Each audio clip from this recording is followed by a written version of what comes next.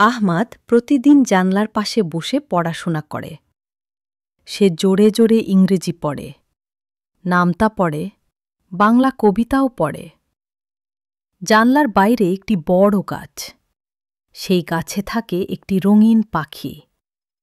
পাখিটি নীল, লাল আর সবুজ পালকে ঝলমল করে। আহমাদের পড়ার শব্দ শুনে পাখিটি খুব খুশি হয়। আহমাদ কবিতা পড়লে পাখি ডানা ঝাপটায়, নামতা পড়লে তাল মিলিয়ে কিচিরমিচির করে। ধীরে ধীরে তাদের মধ্যে বন্ধুত্ব গড়ে ওঠে। একদিন পাখিটি জানালার খুব কাছে এসে দাঁড়াল। আহমাদ ফিসফিস করে বলল, তুমি কি আমার বন্ধু হবে? পাখিটি মাথা ঝাঁকিয়ে হ্যাঁ বলল।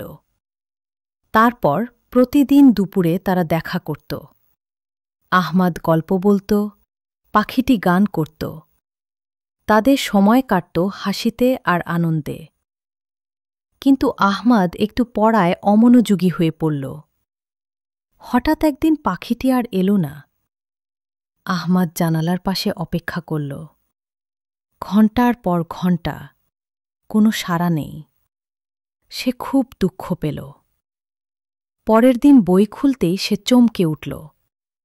বইয়ের ভেতরে একটি রঙিন পালক, ঠিক সেই পাখির মতো।